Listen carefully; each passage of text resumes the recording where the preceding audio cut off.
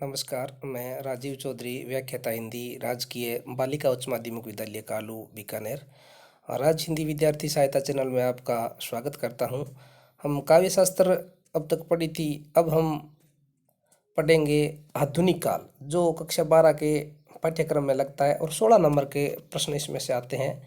तो आधुनिक काल की हम चर्चा करते हैं। तो सबसे पहले बात कर लेते हैं आधुनिक काल के समय की। आधुनिक काल कब से शुरू होता है? तो रामचंद्र शुक्ल ने जो काल विभाजन किया था, तो वही लगभग सर्वमान्य माना गया था। उनके अनुसार 1843 ईस्वी से ये आधुनिक काल शुरू होता है, यानी कि 1900 विक्रमी संवत से। इसका नामकरण आधुनिक काल नाम किसने दिया था? गद्य काल किसने कहा था? वर्तमान काल किसे कहा था? तो रामचंद्र शुक्ल ने इस काल का नाम दिया था गद्य काल। मिश्र बंधुओं ने इसे कहा था वर्तमान काल, और राम कुमार वर्मा और गणपति चंद्र गुप्त ने इन्हें आधुनिक काल कहा था। तो आधुनिक काल को भी हम अलग अलग भागों में बांट सकते हैं। जैसे भारतेंदु युग है, जिसे पुनर्जागरण, नवजागरण काल या प्रथम उत्थान भी कह सकते हैं, जिसका समय 1843 से 1900 ईस्वी। दूसरा उत्थान या द्विवेदी युग, जिसे जागरण सुधार काल का नाम से भी जाना जाता है, वो 1900 से 1920 के समय इसका माना जाता है। फिर आता है तीसरा उत्थान, जिसे छायावाद नाम दिया गया है। इसका समय है 1920 से 36। कुछ विद्वान इसे 1918 से 1936 भी मानते हैं। अगला है उत्थान प्रगतिवाद, जो राजनीति में मार्क्सवादी विचारधारा है, वही साहित्य में प्रगतिवादी विचारधारा है, 36 से 43। फिर आता है प्रयोगवाद। इसके जनक अज्ञेय माने जाते हैं, जो 43 से 54। और प्रयोगवाद ही आगे जाकर के नई कविता में परिणित हो जाता है, जो 54 से शुरू होता है। तो आइए हम चर्चा कर लेते हैं भारतेंदु युग, जो हिंदी साहित्य का प्रथम उत्थान या पुनर्जागरण काल के नाम से जाना जाता है। तो भारतेंदु युग नाम से स्पष्ट है कि भारतेंदु हरिश्चंद्र के नामकरण के ऊपर इसका नाम किया गया है, क्योंकि जो हरिश्चंद्र भारतेंदु थे, वो इस युग के प्रमुख युग पुरुष और हिंदी साहित्य को एक नया आयाम स्थापित करने वाले लेखक थे। इसका समय है भारतेंदु युग का 1843 से 1900, या कुछ विद्वान इसको 1868, जब कवि वचन सुधा का प्रकाशन भारतेंदु हरिश्चंद्र ने किया था, उससे मानते हैं। और सरस्वती पत्रिका के प्रकाशन 1900 में इसका अंत मानते हैं। इस युग की प्रमुख प्रवृत्तियां या विशेषता जो है, वो है राष्ट्रीयता की भावना, समस्या पूर्ति, प्रकृति चित्रण, स्वदेशी वस्तुओं के ऊपर बल, बाल विवाह का निषेध, गौरक्षा, निज भाषा प्रेम, यानी कि जो सारी भी तत्कालीन जो समस्याएं थी, उन समस्याओं के ऊपर इस समय के जो साहित्यकार थे, उन्होंने लिखा है। तो ये हम चर्चा करते हैं इसकी प्रवृत्तियों में। तो सबसे पहली विशेषता राष्ट्रीयता की भावना या देश प्रेम की जो भावना है, उसके ऊपर चर्चा कर लेते हैं। राष्ट्रीयता की भावना है, जो भारतेंदु युग का जो समय था, उस समय भारत अंग्रेजों के गुलाम था। और 1857 का जो स्वतंत्रता संग्राम हुआ था, उसके पश्चात महारानी विक्टोरिया ने जो शासन की जो बागडोर थी, वो संभाल ली थी। तो अंग्रेजी शासन से जो लोग परेशान थे, तो उस समय देश प्रेम की भावना लोगों में जगी थी, एकता स्थापित हुई थी 1857 के विद्रोह में। तो इस युग में देश प्रेम की भावना प्रमुख रूप से रही थी। इस युग के कवियों की कविताओं में राजभक्ति का स्वर दिखाई देता है। देश की दयनीय स्थिति जो थी, अंग्रेज धन को लूट करके ले जा रहे थे, इस स्थिति को लेकर ईश्वर से वो प्रार्थना करते हैं कि कहते हैं कि हे भगवान, कहाँ करुणा नदी के सब सोए, जानत नाही अनेक जतन कर भारतवासी रोए। कि हे प्रभु, आप कहाँ सो गए हो? आप नहीं जानते कि भारतवासी कितने जतन करके फिर रो दिए, अब आप ही इनके रखवाले हो। अगला है समस्या पूर्ति। तो समस्या पूर्ति उस युग में क्या था, एक नया ट्रेंड या नई शैली जिसे कह सकते हैं, वो थी समस्या पूर्ति। जो शैली थी, उसके ऊपर विविध विषयों के ऊपर तत्काल समस्या पूर्ति वो किया करते थे। एक कोई पंक्ति दे दी जिसके ऊपर उनको काव्य रचना करनी होती थी, जिसका अंत भी उसी लाइन से शुरू होता था जिस लाइन से वो कविता शुरू होती थी। जैसे एक बार समस्या पूर्ति की जब बात आती है, तो प्रताप नारायण मिश्र ने एक पंक्ति के ऊपर समस्या पूर्ति लिखी थी कि पपैया जब पूछिए पीव कहाँ, ये जो विषय था, इसके ऊपर उन्होंने पंक्तियाँ लिखी थी कि बन बैठी है मान की मूर्ति, बन बैठी है मान की मूर्ति सी, मुख खोलत बोले ने नाही ने हाँ, तुम ही मनहारी के जारी परे, सखी इनकी कौन चलाई, तहाँ बरसा है प्रताप जू धीर धरो, अब लो मन को समझाए जहाँ, यह ब्यारी तबे बदलेगी कछु, पपैया जब पूछिए पीव कहाँ। यानी कि देखो, पपैया जब पूछिए पीव कहाँ, ये पंक्ति थी समस्या पूर्ति। इसके ऊपर लिखना था, तो इसके ऊपर इन्होंने ये बनाया था। अगला है निज भाषा प्रेम। तो भारतेंदु युग के समय भारतेंदु हरिश्चंद्र ने अपनी खुद की जो भाषा है उसको लेकर बहुत संघर्ष किया। उन्होंने कहा है कि जब तक देश में खुद की भाषा नहीं होती तब तक कुछ नहीं होता। कोई भी देश खुद की भाषा के बिना विकास नहीं कर सकता, क्योंकि जब आम जन की जो भाषा वही अपनी खुद की नहीं है तो फिर हम उस देश के विकास की, उस देश की आज़ादी की कल्पना कैसे कर सकते हैं। तो भारतेंदु युग के कवियों में निज भाषा से बहुत प्रेम था। उनकी कविता की जो मुख्य भाषा थी पहले ब्रज थी और बाद में उन्होंने खड़ी बोली में साहित्य लिखने की शुरुआत करी। इस युग में कवि निज भाषा से ही देश की उन्नति मानते थे। भारतेंदु हरिश्चंद्र ने खुद लिखा है कि निज भाषा उन्नति अहे सब उन्नति को मूल, बिन निज भाषा देश रे मिटे नहीं को शूल। भारतेंदु हरिश्चंद्र ने ये कहा था। और इसमें प्रकृति चित्रण की बात है तो उन्होंने प्रकृति को बहुत ही बारीकी से समझा है और प्रकृति का चित्रण उन्होंने किया है। स्वदेशी वस्तुओं के प्रयोग पर भी बल दिया है कि भारतेंदु युग में स्वदेशी वस्तुओं के प्रयोग पर बल। तो इस युग में जो लेखक थे उन्होंने सभी लोगों को, भारत की जनता को जागृत करने का प्रयास किया। उन्होंने कहा कि स्वदेशी अपनाओ, क्योंकि जो हम विदेशी वस्तुओं का प्रयोग कर रहे हैं उस विदेशी वस्तुओं के प्रयोग से जो भारत का जो धन है वो विदेशों में चले जाता है। तो इसलिए कहा भी है कि स्वदेशी अपनाओ। अंग्रेज राज सुख साज सजे सब भारी, पे धन विदेश चली जात है अति खवारी। ये भारतेंदु हरिश्चंद्र ने भी कहा था कि अंग्रेज राज सुख साज सजे सब भारी, पे धन विदेश चली जात है अति खवारी। यानी कि जो धन हमारा है वो विदेश चला जाता है क्योंकि हम विदेशी वस्तुओं का प्रयोग करते हैं, इसलिए हमें स्वदेशी अपनाना है। दूसरा अन्य इसमें थे बाल विवाह और विधवा विवाह, इसके ऊपर भी इस काल में पर्याप्त मात्रा में साहित्य लिखा गया था। तो ये इस काल की प्रमुख प्रवृत्तियाँ थी। अगला इससे संबंधित अगर कोई सवाल बनता है तो वह भारतेंदु युग के प्रमुख कवि या लेखक और उनकी रचनाएं, उनका परिचय जो आता है वो आता है। 4 नंबर के प्रश्न आते हैं। तो इस युग के जो प्रमुख कवि या उनकी जो रचनाएं उनका परिचय हम संक्षेप में कर लेते हैं। भारतेंदु हरिश्चंद्र, इस युग के प्रमुख जो थे भारतेंदु हरिश्चंद्र, इनका जन्म 1850 में हुआ था काशी में। सोंगनी साहू परिवार में। बाप भी इनके एक अच्छे कवि थे। बाल्यकाल से ही प्रतिभावान थे। इनकी प्रतिभा से प्रभावित होकर के उस समय के जो साहित्यकार थे तत्कालीन, उन्होंने इनको भारतेंदु की उपाधि दी थी। भारतेंदु इनका नाम नहीं था, इनका नाम था हरिश्चंद्र।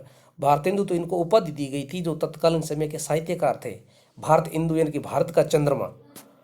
इनकी काव्य कृतियों की संख्या लगभग 70 के लगभग उन्होंने काव्य लिखे थे। एक अच्छे पत्रकार भी थे।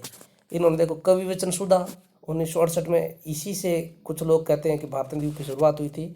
और हरिश्चंद्र चंद्रिका जो बात में हरिश्चंद्र मेघनी जो गई थी, एक बाला बोधिनी पत्रिका भी उन्होंने लिखी थी। इसके अलावा उन्होंने नाटक अनुदित और मौलिक 17 नाटक लिखे थे। और फूलों का गुच्छा खड़ी बोली में रचना लिखी थी। अगला जो लेखक है या जो कवि है भारतेंदु युग का वो है बद्रीनारायण चौधरी प्रेमगन। इनका जन्म 1855 में हुआ था। इन्होंने भी गद्य और पद्य दोनों में साहित्य लिखा था। इनकी जो प्रमुख काव्य करते हैं वो है जीर्ण जनपद, आनंद अरुणोदय, मयंक महिमा और वर्षा बिंदु। भारतेंदु युग के जो लगभग साहित्यकार थे वो सभी पत्रकार भी थे। तो इन्होंने भी मिर्जापुर से आनंद कादम्बिनी 1881 में एवं नागरी नीरद 1892 में ये पत्रिकाएं भी निकाली थी बद्रीनारायण चौधरी प्रेमगन ने। अगला इस युग का जो प्रमुख साहित्यकार है, प्रमुख लेखक है, वो है प्रताप नारायण मिश्र। इनका जन्म 1854 में हुआ था। 1894 में इनकी मृत्यु हो गई थी। इन्होंने कविता, निबंध, नाटक सभी लिखे थे। इनका जो नारा था हिंदी हिंदू हिंदुस्तान, उनका प्रसिद्ध नारा था।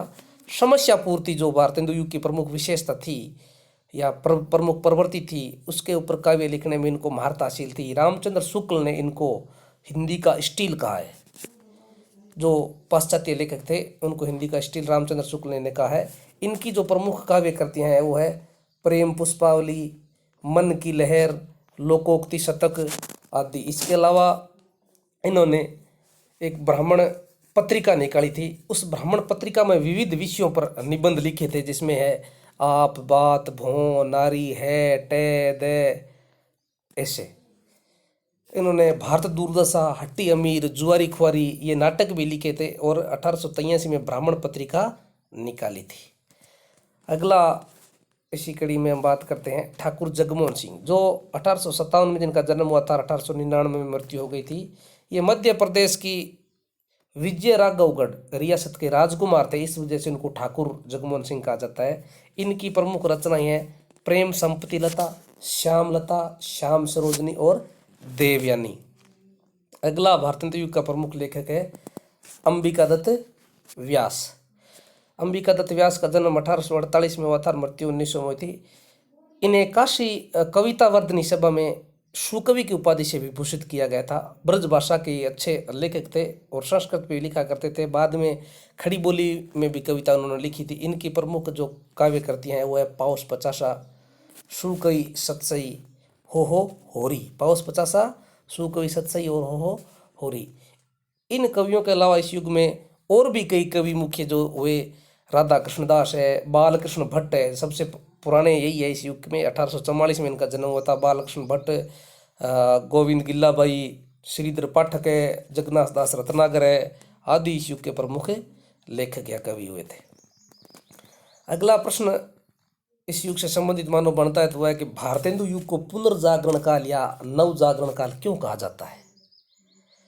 तो इसकी हम चर्चा कर लेते हैं।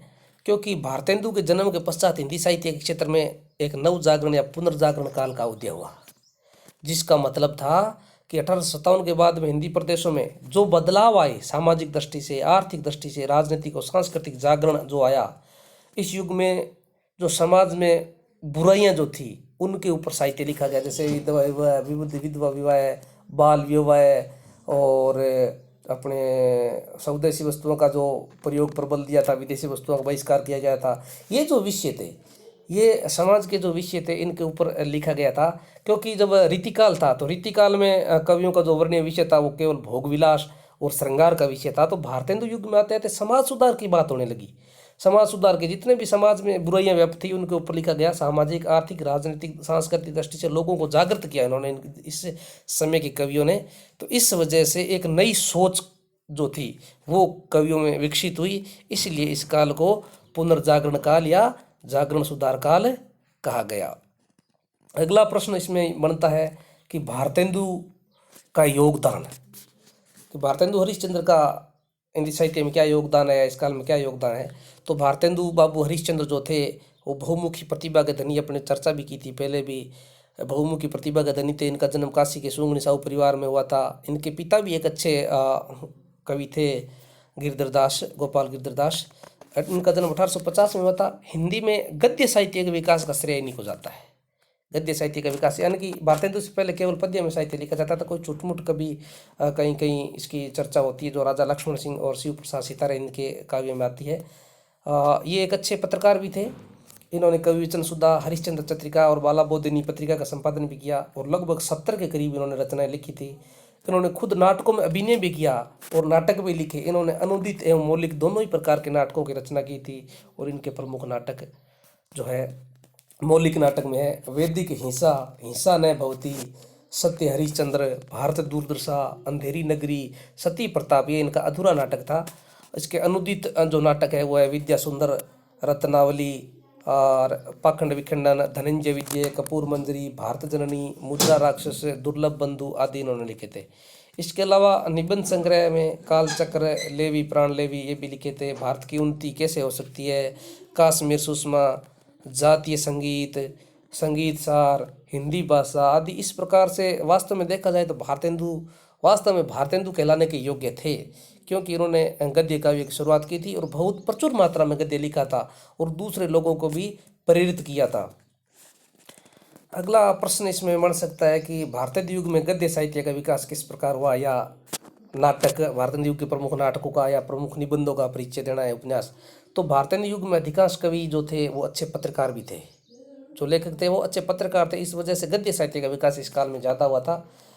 इस काल में नाटक और निबंध के क्षेत्र में उल्लेखनीय प्रगति हुई थी। वैसे उपन्यास भी लिखे गए थे, तो निबंध एवं नाटक अधिक लिखे गए। नाटक लेखन में भारतेंदु स्वयं सिद्धस्त, उनको महारत हासिल थी। उन्होंने 17 नाटक खुद लिखे थे, मौलिक एवं अनुदित नाटक, जिसमें मुख्य मुख्य भारत दूरदर्शा, अंधेरी नगरी, सत्य हरिश्चंद्र, वैदिक हिंसा, ईशान्य भवती, पाखंड विखंडन, कर्पूर मंजरी, रत्नावली आदि नाटक है। इसके अलावा राधाचरण गोस्वामी का अमर सिंह राठौड़ नाटक, श्रीनिवास दास का संयोगिता स्वयंवर, बालकृष्ण भट्ट, राधाकृष्ण दास आदि अन्य इस युग के प्रमुख नाटककार थे। उपन्यास, इस काल में उपन्यास भी लिखे गए। उपन्यास इस काल में जो लिखे गए तो उनका विषय था सामाजिक, ऐतिहासिक और तिलस्मी अय्यारी, जासूसी, इस प्रकार के उपन्यास लिखे गए।